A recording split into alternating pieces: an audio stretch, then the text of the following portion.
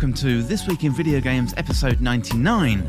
My name's Tom Kershaw and this is a podcast all about the world of video games. Well, this week I've been playing Kirby and the Forgotten Land and also Mario Kart 8 Deluxe DLC as the first wave of the new tracks has been released. We also had some absolutely huge news this week with a PlayStation Plus revamp, Breath of the Wild 2 news, and E3 has been completely cancelled. There's loads to get into today, so it's a busy show as always, so let's get to it.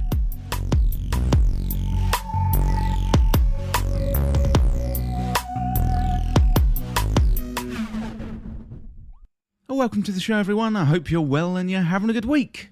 Now, I'm good this week and it's been a massive week of news. And normally on the main This Week in Video Games show, I don't tend to go into the news, but this week we've had some really big drops.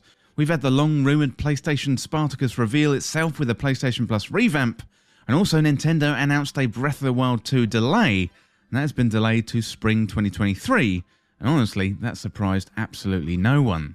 Plus, we also get to avoid the Elden Ring versus Breath of the Wild 2 Game of the Year debate at the end of the year, and I'm pretty thankful for that one.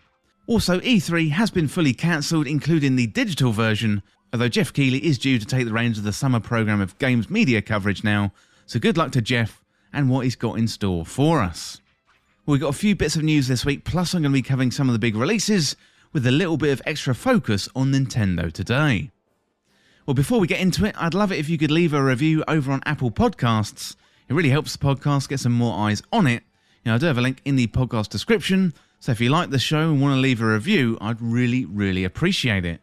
Plus, I'll read out that review on a future episode of the podcast. Also, if you want to support the show further, check out This Week in Video Games on Patreon and check out all the Patreon benefits.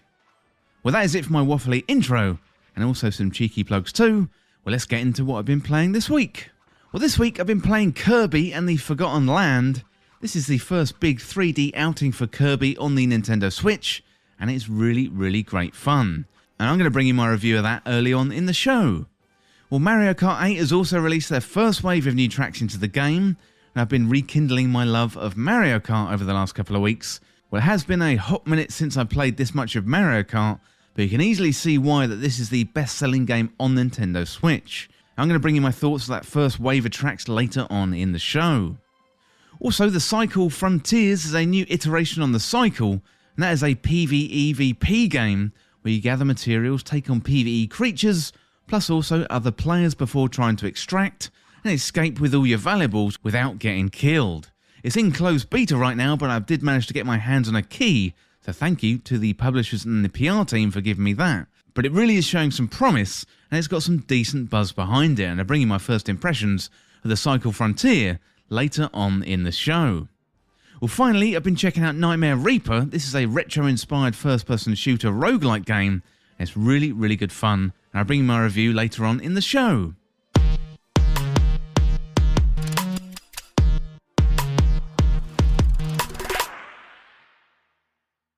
Well, I'm going to get into all that after we go through the big news of the week, starting off with Sony's plans for PlayStation Plus. Well, first up then, we got Sony's PlayStation Plus changes, and this one comes from GameIndustry.biz and Christopher Dring. So PlayStation is uniting PS Now and PS Plus to form a new 3-tier subscription service. So the new service, sitting under the PS Plus brand, is set to go live in June, and it's going to include a number of new features. So PlayStation Plus Essentials is the same as PlayStation Plus service today. That includes 2 monthly downloadable games, online multiplayer access, game discounts and also cloud storage too. And it costs the same, so in the UK that's $6.99 a month, you got $19.99 for 3 months or $49.99 for a year. Then you got PlayStation Plus Extra, and that includes all of the above, but adds a collection of 400 PlayStation 4 and PlayStation 5 games that can be downloaded, and these games will include the likes of Spider-Man, Spider-Man Miles Morales, God of War, Returnal, Mortal Kombat 11 and also Death Stranding. So more titles, including those from third-party developers, they're going to be announced nearer the time. Additional titles will be added on a regular basis, and PlayStation Plus Extra is going to cost $10.99 a month, $31.99 for 3 months, or $83.99 per year. Then we got PlayStation Plus Premium, and that includes all of the above, but also adds classic games from the PlayStation 1, PlayStation 2 and PSP era, and they could be downloaded or streamed, and you've got time-limited game trials, PS3 and PS4 game streaming, and the service is going to cost $13.49 a month, $39.99 for 3 months, or $99.99 per year. So for countries where PlayStation streaming doesn't currently exist, such as Latin America, South Korea and Singapore, the third tier is called PlayStation Plus Deluxe, and includes all of the above but without game streaming elements. And Sony says it plans to expand its cloud streaming benefits to additional markets, with more news on that to follow. PlayStation has decided against putting any of its first-party games onto the service on the day it comes out, in contrast to the Xbox Game Pass equivalent, and in an interview with GamesIndustry.biz, PlayStation CEO Jim Ryan said doing such a thing would result in less investment into its studios and could lead to lower quality games. Well, Sony combined the PlayStation Plus and PlayStation Now install base, and that sits at around 50 million, with 48 million of those subscribed to PlayStation Plus. Sony hopes to convert more of its PlayStation Plus audience to the higher tiers, whilst lowering the overall price for those who currently subscribe to both services. We've a combined subscription number in excess of 50 million now, and we're happy with that. That is a good number, Ryan told GamesIndustry.biz. But we do feel that we can do better in a way that we offer these services to our gamers and subscribers. For example, 75% of those who've subscribed to PlayStation Now also subscribe to PlayStation Plus, and we think we should be doing better by those people, and that is just one example. Well, I recommend going over to GamesIndustry.biz and checking out their articles. They got some really good breakdowns. Christopher Dring always doing some really good work. So go on over to GamesIndustry.biz and check out that interview.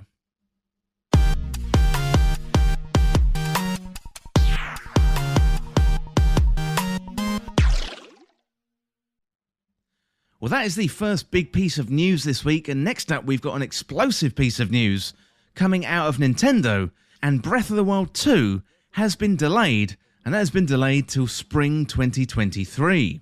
Well, Nintendo had originally planned for a 2022 release. However, in a video statement this week, series producer Eiji Aonuma announced the game has been pushed back.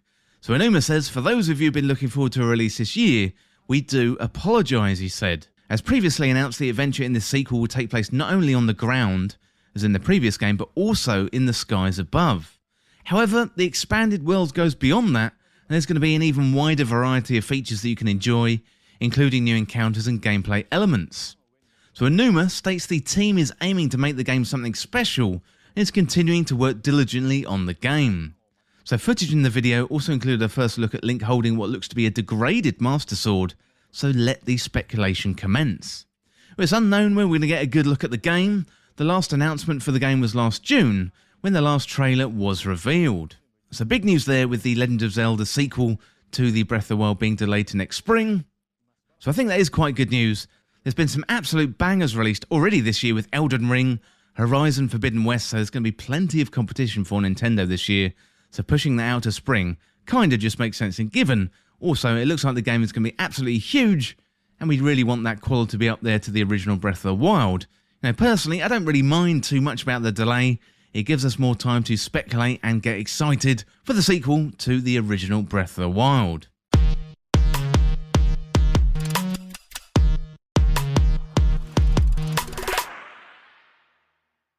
Well, finally today we've got one more piece of news, and this again is quite a big one. So E3 has been cancelled, and E3 has been completely cancelled this year. This is coming from a report out of IGN and further confirmation by VentureBeat. So in a statement to VentureBeat, the Entertainment Software Association, who organises E3, said the following. So we previously announced that E3 would not be held in person in 2022 due to the ongoing health risks surrounding COVID-19. Well, today we announced that there's going to be no digital E3 showcase in 2022. Well, the ESA announced in January that a physical convention would not take place, but an online-only version was still a possibility. Well, today's news broke when IGN's Rebecca Valentine confirmed the contents of an email sent to Razer PR lead Will Powers, who tweeted it and stated that a digital E3 was no longer happening as well. And it appears these emails were sent to all the ESA's partners prior to the announcement. So there's not been an in-person E3 since 2019, and due to the COVID-19 pandemic, the 2020 show was also cancelled, and the 2021 iteration was an online event consisting of trailers and digital booths for media However, many publishers either decided to participate or appeared in Jeff Keighley's Summer Games Fest, making E3 2021 a shallow disappointment for fans and also the press too. It's likely due to the 2021 show's reception the ESA also tells VentureBeat that it plans to revitalise E3 in 2023 as a reinvigorated showcase that celebrates new and exciting video games and industry innovations. And also just to say, this news comes from Marcus Stewart out of Game Informer. Well, slightly disappointing news that E3 2022 is going to be cancelled. It is a shame. E3 has been a staple for years, but over the last few years it really has declined, leaking all those personal details back in 2019. That was an absolute clanger, and last year was a little bit lackluster to be honest, but it's going to be really exciting to see what Jeff Keighley can do with his Summer Games Fest, and also he has the Game Awards later on in the year, so Jeff Keighley looking like he's going to be the king of games in 2022. Well, that is it for all the blockbuster news this week. Loads to get into there. Well, next up, let's check out my review of Kirby and the Forgotten Land.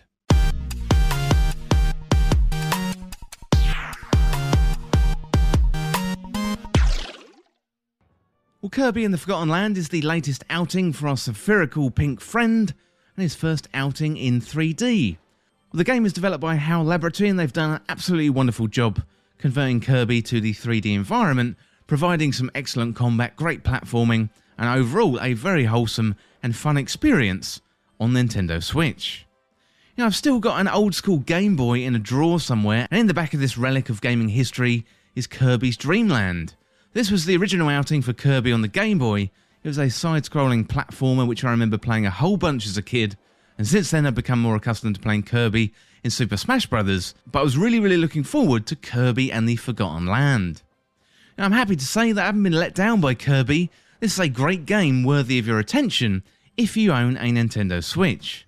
So when we first saw Kirby and the Forgotten Land, we were hoping it would be like Super Mario Odyssey. However, it turns out to be much more similar to Super Mario 3D World, the game that was successfully re-released on Nintendo Switch in 2021 alongside Bowser's Fury. For example, the levels are contained, and as Kirby you've got a bunch of enemies to defeat, platforms to traverse and bosses to battle. You know, Kirby and the Forgotten Land is classic Nintendo design. Their levels are really tight, they're packed full of neat and little ideas, and there's also an overwhelming sense of fun, albeit in a confined space. Well, as a Kirby fan, there's plenty of nostalgia in Forgotten Land as well. You know, Kirby's classic copy abilities are present, and perhaps the best they've ever been. You know, you can suck in an enemy and take on some of their abilities, plus you've got loads of new features too. Mouthful mode has been introduced, which left many Kirby's fans' jaws on the floor during a recent Nintendo Direct, with Kirby inhaling a whole car and then having the ability to drive around just like the object he's holding in his mouth. This mechanic is more than just fun humour. You can solve key puzzles in the game by taking on the abilities of the objects in really interesting ways. Well, the story of the game is a little light, as you can imagine from a Kirby adventure. You got the Waddle Dees, they've been kidnapped by the big baddie, and they've been caged all throughout the Forgotten Land. Well, the idea is then to cross the lands, find and save the Waddle Dees, and restore your new hub location called Waddle Dee Town. Well, the world itself is something new for Kirby too, so Kirby wakes up in this new world, and it looks very similar to our own world, and it's a rundown post-apocalyptic cuddly version of quote-unquote Earth. Imagine a cartoon version of The Last of Us, and you get something similar to the Forgotten Land. And you're going to see a lot of the landscape because much of the game is spent exploring and discovering the secrets or the location for the Waddle Dees. You know, similar to Super Mario 3D World, you've got to find a certain number of Waddle Dees to unlock the next stage in some cases, so there's no getting around the exploration. So structure-wise, the levels are set out with 5 missions to complete, and each time saving a Waddle Dee to add to your collection. So there's a few bonus levels too if you want to get stuck into those, but they aren't really mandatory. So you've got certain objectives that you can complete as well, and they feel new for the Kirby franchise, and examples of these including defeating bosses with certain weapons or eating your way through a number of consumables. So previous Kirby titles have always been not for their ease, and this one does take a different direction. So rather than blowing through all the levels, these new objectives and challenges mix up the gameplay in new ways, so the combat and the platforming isn't going to challenge you like something like Celeste for example, but it is new for the Kirby franchise to tackle these in different ways of doing things. I'm really looking forward to Nintendo doing more of this in the future with Kirby. Well, as well as the main story, you've also got some side quests.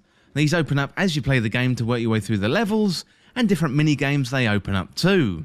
Well, the different mini-games range from cooking, bowling, ice skating, and spinning coins.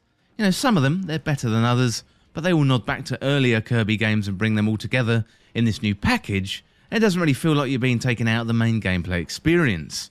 So it doesn't feel like an obnoxious change, it's all smooth and seamless and feels complementary to the main experience.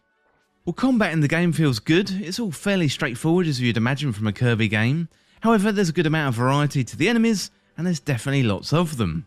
The copy abilities, they're great fun, plus this time you can upgrade them, having collected upgrade materials throughout the side quest and also in the minigames too. Kirby's got fire abilities, sword abilities, and they can be upgraded to crazy levels, allowing you to spew out lava, and also having a giant sword. It's all done in good humour, it's over the top, and it's big and it's bold. Now, after each level you're going to head back to Waddle Dee Town, which over time gets rebuilt thanks to the progress Kirby makes. And each time you rescue a Waddle Dee, they go back to Waddle Dee Town and help rebuild, meaning slowly over time it becomes a bustling hub, which is a relaxing place to hang out in between levels. As you progress, important features open up, including a weapon shop. Kirby gets his own house, finally, and you also have generic vendors where you can pick up health and other supplies.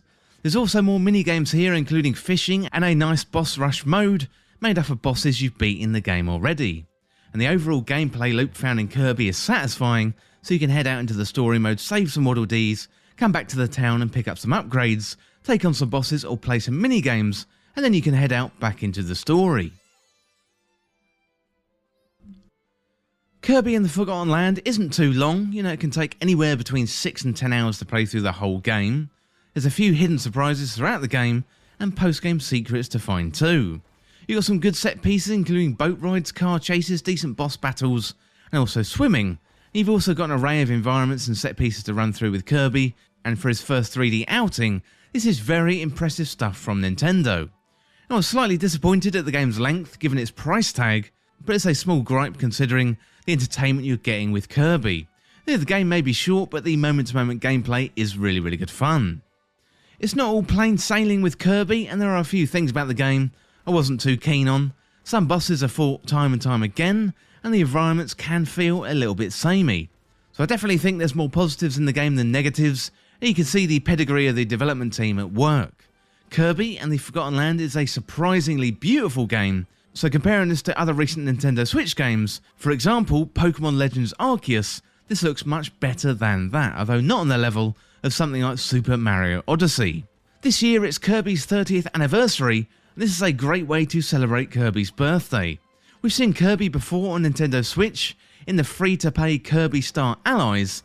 That felt to me a little bit half-baked, or not quite what we were looking for, but Kirby and the Forgotten Land is much more like it. It does our pink little friend justice. The platforming here is great, the battle system is decent, and the boss battles are big and over the top, and it's all that you'd want from a Kirby title. This is an excellent outing for one of Nintendo's best-loved characters, and it's well worth giving a shot. Well, the developer was HAL Laboratory, the publisher was Nintendo of course. It's available for Nintendo Switch, and it was originally released on the 25th of March, 2022. Well, that is it for my review of Kirby and the Forgotten Land.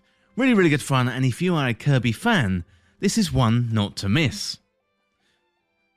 Well, that's all for now from Kirby, but next up, let's check out my review of the Mario Kart 8 Deluxe DLC Wave 1 and all the new tracks. Well, Mario Kart 8 Deluxe is a game I mention every 2 weeks on the podcast, not because I play it a lot, but because I run through the UK sales charts to check out the best-selling games that week. And Mario Kart 8 Deluxe is always in the top 10.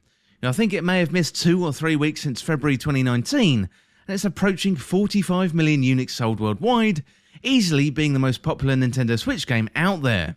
You know, given its popularity, it was only a matter of time before Nintendo made more DLC, and the first batch of tracks are here. Well, today I'm going to run through all the new tracks and review the first DLC wave.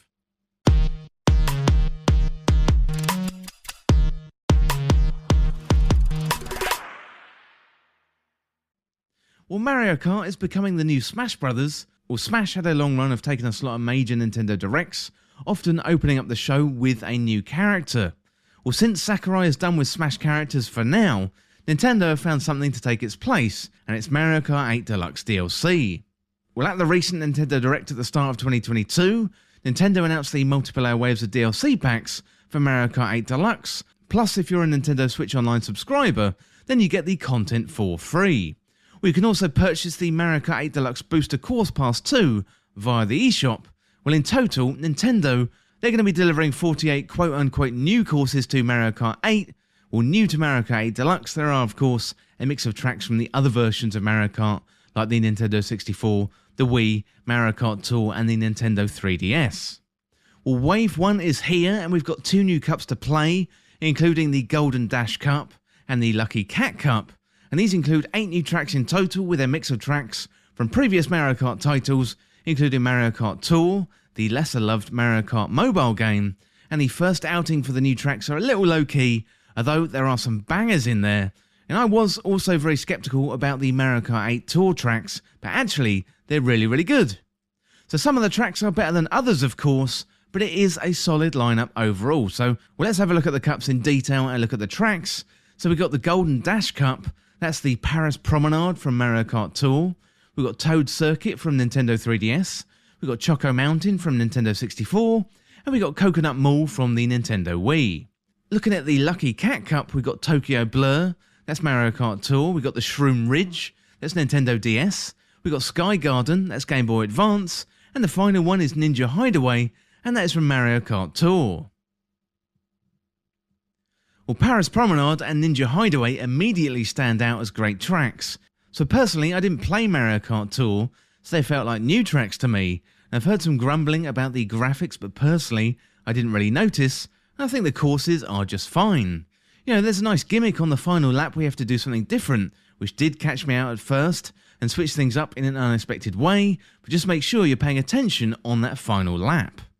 Ninja Hideaway is probably the best course of the whole pack, and there's been some really good feedback from all the Mario Kart fans.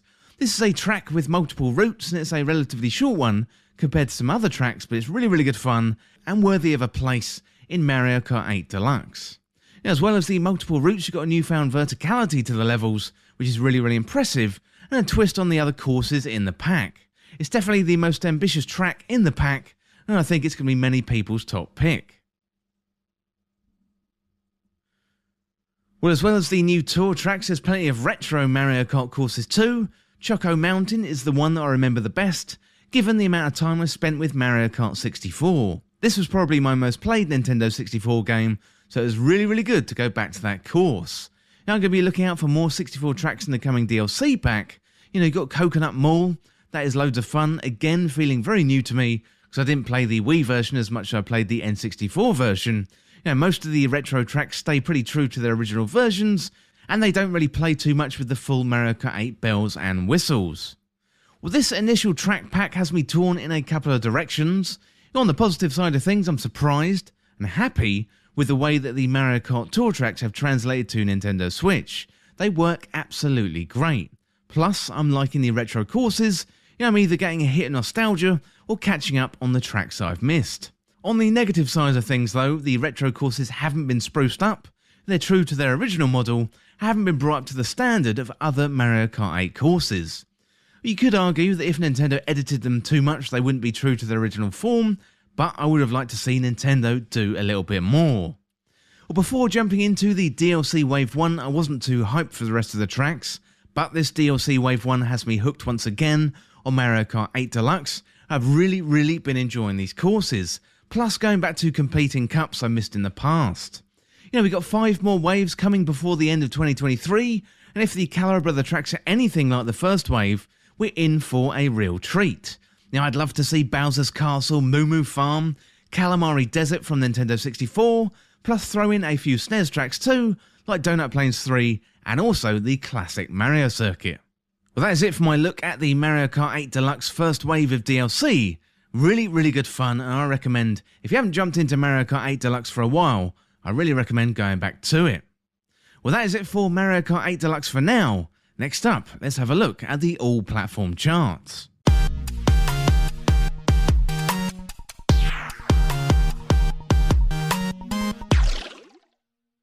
Well, number 10 this week is Mario Kart 8 Deluxe, At number 9 is Horizon Forbidden West. That is down 2 places from last week's number 7. At number 8 is WWE 2K22. That is down 5 places from last week's number 3. At number 7 is New Super Mario Bros. U Deluxe. That is up 10 places from last week's number 17. At number 6 it's FIFA 22, up 6 places from last week's number 12. At number 5 it's Pokemon Legends Arceus, down 1 place from last week's number 4. At number 4 this week it's Gran Turismo 7, down 3 places from last week's number 1. At number 3 this week it's Elden Ring, down 1 place from last week's number 2. At number 2 this week it's a new entry, it's Tiny Tina's Wonderlands. And at number 1 it's another new entry, it's Kirby and the Forgotten Land. Well, congrats to the team at Nintendo and also HAL Laboratory for that number 1 slot. Obviously talking about Kirby and the Forgotten Land earlier in the podcast with that review. I'd love to hear what you think about Kirby. Let me know in the comments or on Twitter at TWIVG Podcast, or contact me on Patreon. Would really love to hear from you. Well, that is it for the all-platform charts for this week, but next up, let's check out the Cycle Frontier.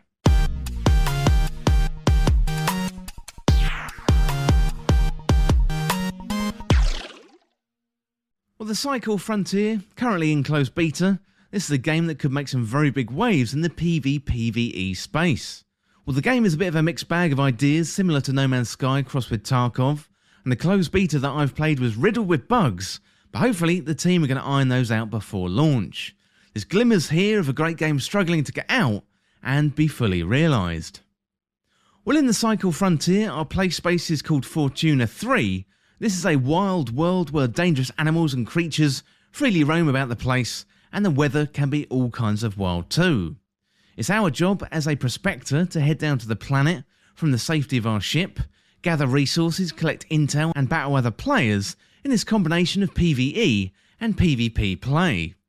Once you've collected your resources and killed a few other players, it's time to make your escape via an extraction ship that can be called in, but do be careful though, as calling in a ship is like firing up a signal flare. It's going to attract other savvy players who are going to try and kill you and steal all your hard materials and loot.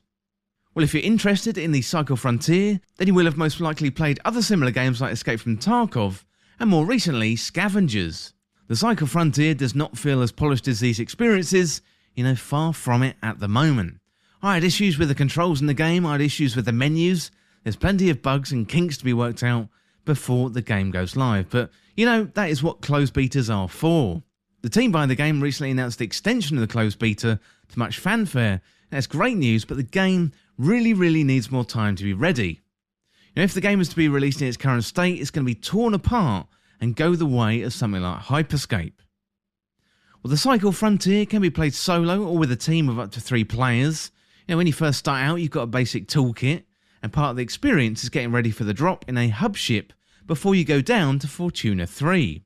That included getting kitted out with useful gadgets and tools, and you need a pickaxe to help you hunt down and smash rocks for materials, and you'll also need a mineral monitor to find the rocks in the first place. You'll want to select your weapons as you're going to be meeting monsters and also things trying to kill you as well as other players. A nice feature of the Cycle Frontier, which I hadn't come across before, is inventory insurance. Yes, you heard me correctly, you have to insure your gear. So if you die on Fortuna 3, then you can lose everything, although you do have some space in your inventory called safe pockets, and you have to be careful to select a few items per run to keep for good. It can be brutal to head down to the planet, spend a bunch of time collecting, only to be killed while trying to escape using the extraction ship. But that is what the game is all about. You have to be very tactical with all these things. So if you run out there in the open, you're essentially begging to be killed. You have to think smart, maybe set a few traps here and there, and tempt your opponents out really carefully, otherwise you're going to lose all your precious loot. Balancing the risk and the reward in the game is part of the fun, so the PvE enemies and monsters can be really tough. I was surprised at the amount of damage they can inflict in a short amount of time, plus the health injections don't really give you the expected boost of health. You have to be careful to pick your battles, because if another human player doesn't take your cargo, then semi-deadly creatures definitely will. After you've spent some time foraging down on Fortuna 3, you make your way back to the space station that sits above it, called the Prospect Station. This is our hub zone for the game, and it's full of people and NPCs. You've got 3 factions there, and they're going to hand out quests. So they're called the Independent Civilian Advisory, or the ICA. You've got the Kolorev Heavy Industries, or Kolorev for short, and also Osiris. The quests have you doing different objectives based down on Fortuna 3, and you'll get a bunch of decent rewards for completing the quests, including weapons and gear. Each faction has its own campaign, which feels like a light MMO, and not on the level of Final Fantasy XIV or Lost Ark, but there are MMO-like mechanics, and they feel really good in a game like this. Fortuna 3 is split into zones, with 2 being available in the closed beta. We get access to Bright Sands and Crescent Falls at the moment, and they really differ in terms of scale and difficulty.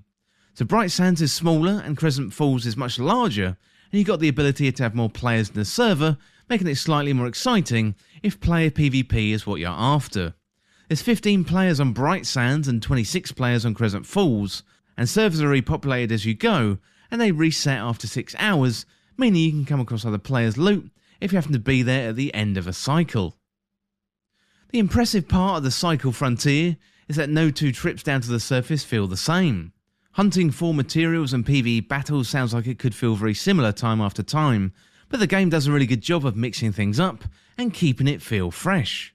The weather is variable, meaning sometimes storms roll in and really mess around with your plans, especially if you're midway through an extraction, as pilots won't be happy with the changeable conditions.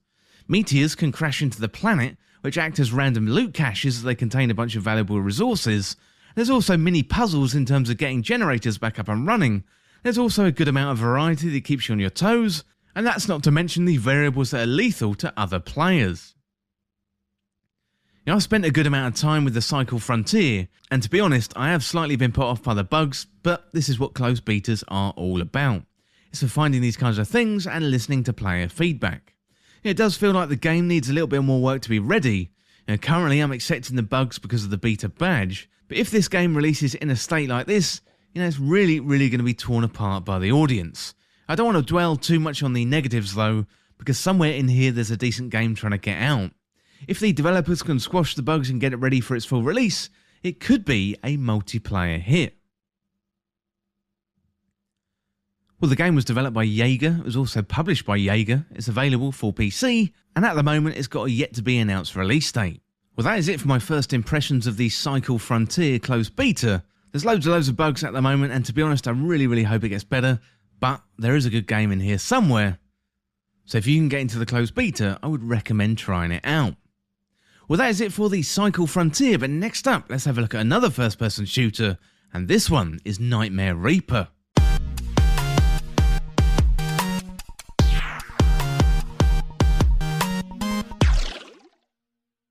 Well, Nightmare Reaper is a new first-person shooter with a retro twist from Blazing Bit Games. This one is an homage to old-school first-person shooters like Wolfenstein, Quake and Doom, mixing the retro look and feel with more modern concepts like roguelike elements. The end result is a fun, frantic shooter, and it really gets me nostalgic while offering up a bloody challenge at the same time. So definitely one of Nightmare Reaper's best qualities is the gameplay. There's a huge array of weapons to use, whether that be classic guns, like pistols, shotguns and many more. You can also pick up knives, arrows and even magic books. And that is just the start of it. Each time I play the game I feel like I pick up a new weapon. It's constantly throwing new things at me in terms of gameplay elements for me to try. Nightmare Reaper is also really atmospheric. You play as a patient in a psychiatric hospital. You're stuck in a room and you can hear unsettling screams and shouting going on outside your room. You're free to walk around and interact with some of the elements in the room, read the scrawls on the wall or bits of paper, you can flick on and off the lights, plus you can get into bed. And this is where the action begins, as you delve into your nightmares. There's moments in the game which made the hairs stand up on the back of my neck, whether it was a blood-curdling scream, or just a sense of being trapped in a small room, unable to escape. Each time you start a level, the layout, the enemies and the items feel like they're randomly generated, meaning no 2 playthroughs feel the same. There's 3 chapters in the game to play, and as you make your way through the levels, things get progressively harder. And you've got your standard enemies which will run and jump towards you, then you've got tall and imposing enemies with huge health bars, who are much harder to stop in their tracks. As you mow down enemies, you collect coins and other loot, similar to more modern day looter shooters. There's also loot chests dotted around the map, and you can open up offering other weapons and items. So as you progress through to the next level, you can select one item to keep, which makes starting the next level slightly easier than before. The moment-to-moment gameplay in Nightmare Reaper feels really good. The weapons are all solid, There's also some platforming elements in here too. I'm a huge fan of shooters from this era. It's nice to play something that feels like Wolfenstein, but with the modern gameplay features, like loot drops, randomly generated levels, and a decent inventory system. Both the graphics and the audio are something to celebrate in the game. The graphics, they're retro-inspired, and they've got that modern 2.5D feel to them, and the environments and the enemies, they're varied too, offering up plenty of new things to see and shoot. The audio is very, very creepy and atmospheric, which at times made me feel quite unsettled, but in a good way. I think any time a video game can elicit an emotional response from me, that can only be a good thing, and the audio has a really, really big part to play. So props to the audio team from this game. All that plus a great metal-inspired soundtrack to accompany you while you're mowing down various enemies that get in your way. I'm mostly positive on the game and I'd recommend it to other shooter fans. While the weapons are varied, the upgrades didn't always feel like they were making me more powerful and left me feeling a little bit confused.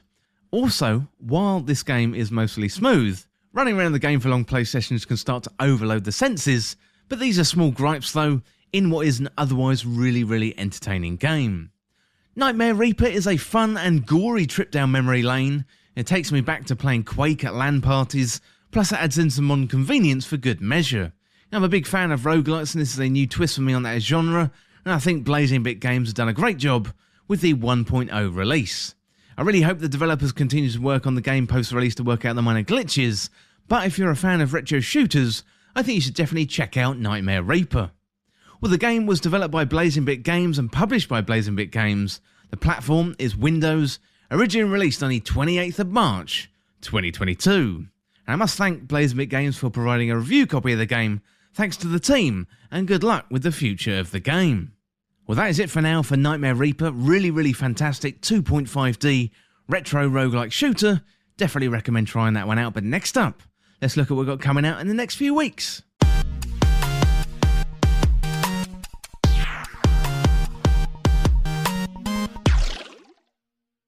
Well, so far in 2022, it has been a massive year. It feels like the games have been coming and coming. Over the last few weeks, we've had absolute bangers like Elden Ring, Horizon Forbidden West, absolutely loads of games, and to be honest, I'm thankful for a little bit of a break.